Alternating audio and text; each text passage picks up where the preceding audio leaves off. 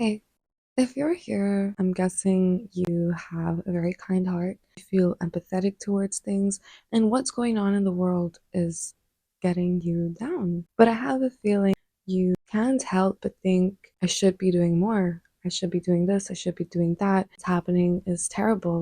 You feeling this way is not out of the ordinary. If you feel any of that overwhelm, any of that sadness, any of that helplessness, then I hear you. I understand how you're feeling. My name is Anushka. I have a degree in politics and international relations, and I went to university to study conflicts, the genocides that we are seeing today. So that helplessness is something I feel too. I started doing this because I felt like there were things that needed to be said and heard. If some of what you've been seeing has been triggering you, it's been scaring you, the violence is too much, you have been avoiding a lot of these conversations in social media because of how much it's triggering you, then don't worry. This is a safe space. I'm not going to make you feel uncomfortable. And the minute you do feel uncomfortable, I welcome you to just click away. I want this to be a safe space. We are going to, however, talk about the feelings that you have with regards to a lot of the things that you're seeing online. And it is uncomfortable. This is a very intimidating video for me to film myself. I'm not an influencer, I'm not a YouTuber. We're gonna just take our time. I just want to share this video as a way of sharing the ways I cope with what goes on in the world as somebody that feels a lot of it very deeply. And I'm sure that if you're here, you feel a lot of it deeply too. And I just want you to know that you are safe, and let's get into this. Today's youth take office tomorrow. So, strategy one was to witness in a way that is attuned to your capacity. You know, when I read the memoirs of people who have survived the darkest chapters in human history, like the Holocaust, like genocides, like civil wars, there's something very interesting that I see in their writing. These people are asking one fundamental question. How is it possible that horrific things happen in human history? Is it because people are evil? And then the answer they give is no. You know, there are some evil people, but relatively speaking, their numbers is very small. But then how is it possible that horrific things keep happening? So their answer is, we need to understand the opposite of goodness is not evil. The opposite of kindness is not, unkindness. They're saying the opposite of goodness is numbness, is when we become numb, is when we become indifferent, desensitized, when I stop caring about what's happening in Myanmar, in Hong Kong, right, in Syria.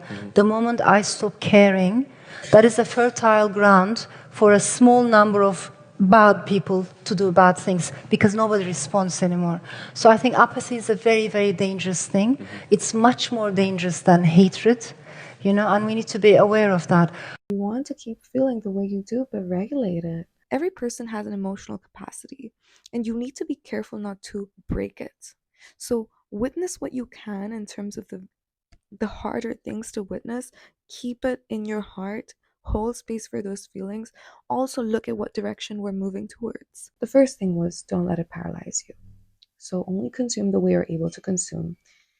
The second thing was vibrate at a higher frequency. Come to this from a place of love, not guilt, not shame. Anger is good, but channel it in the right way. Come to it from a higher frequency because that's your role in this world. You have the luxury of doing that.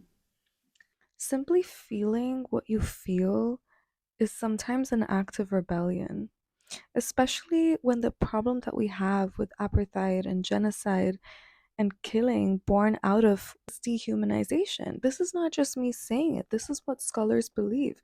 When you listen to political scholars, when you listen to people studying this, working on the policies to battle the violence in the world, this is what they say. It's not just out of the blue. This is why we have evil.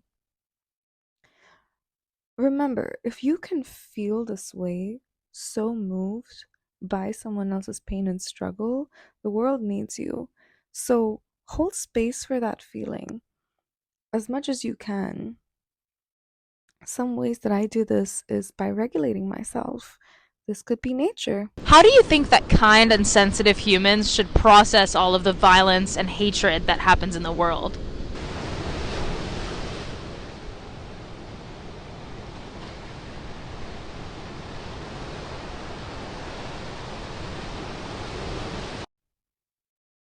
This could be talking to people that feel the same way.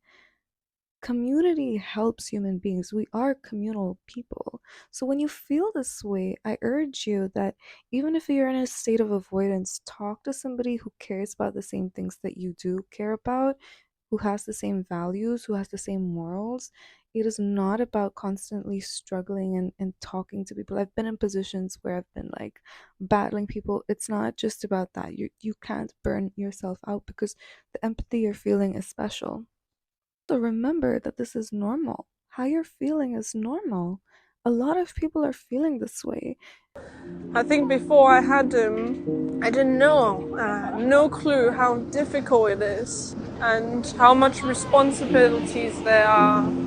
It takes so much effort to create life. It takes so much effort to raise someone, to care for someone. And the crazy thing is that he was born on October 7th. You know, the news going through as I raise him and all these anxiety of looking at the world, treating each other so badly, bombing cities and then, you know, reducing cities into rubbles and little kids and families being buried under. And I just can't comprehend it. And all I could do is to take care of him. And I do other little things to help, you know, raise money as much as I can. But I just wish that, you know, everybody look at life like how I look at him. I hope that one day he'll find something he enjoys doing and really enjoy living on this planet. Next point that I want to make is make giving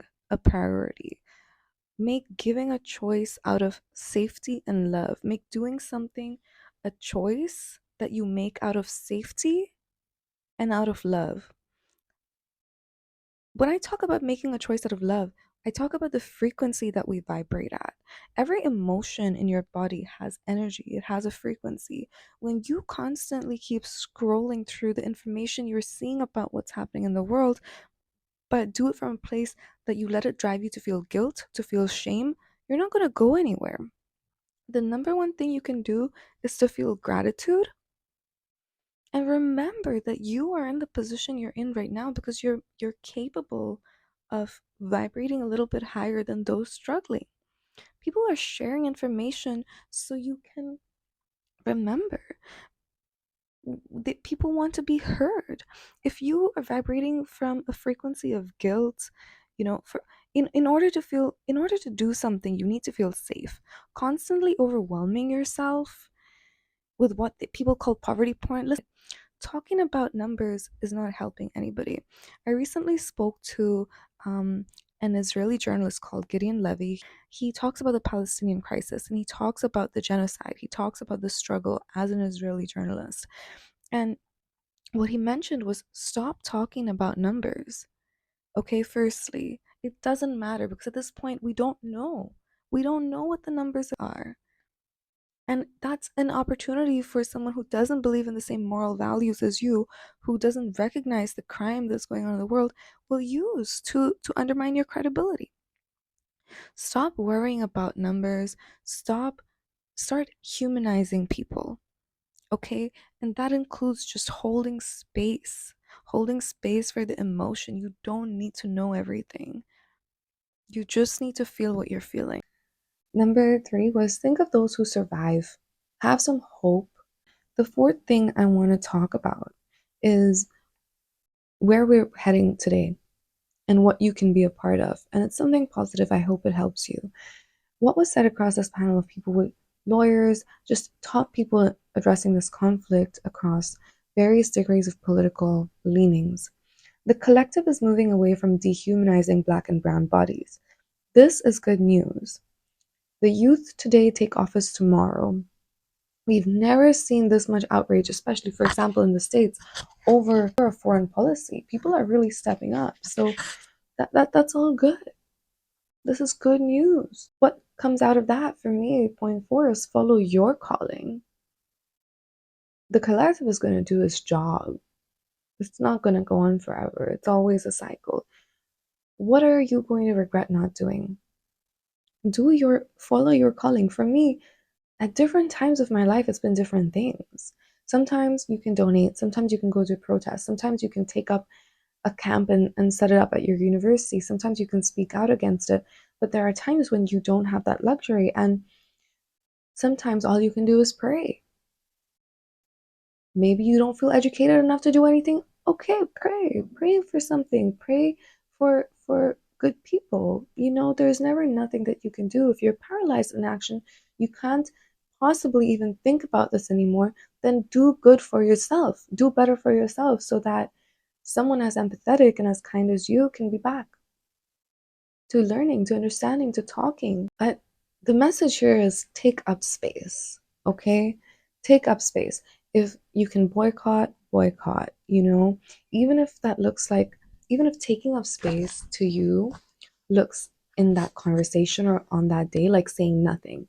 Now, I've come across a lot of people that are from groups that I would say are acting out violence, right? I have been called out, I have been told things, and the I'll come to how to talk to somebody that has an opposite political view to you, or a moral view to you, or political understanding. The the the idea of taking up space can look different for different people at different times. I've been in conversations where I generally have not been able to have any form of dialogue with a person to convince them of something, because the issue we have with a lot of the genocide and conversations today is we don't have the truth. People are so far removed from the truth. It's so hard to convince somebody of something. On those days you can still take up space. Maybe I don't have the energy to do what I need to do that I would have done on a different day, but I do have the energy to just keep quiet and not react to it, to take in. If you're not able to converse and dialogue, you can take in what somebody is saying, because that's important. Knowing what divides us is important, because then you can have a constructive dialogue with somebody.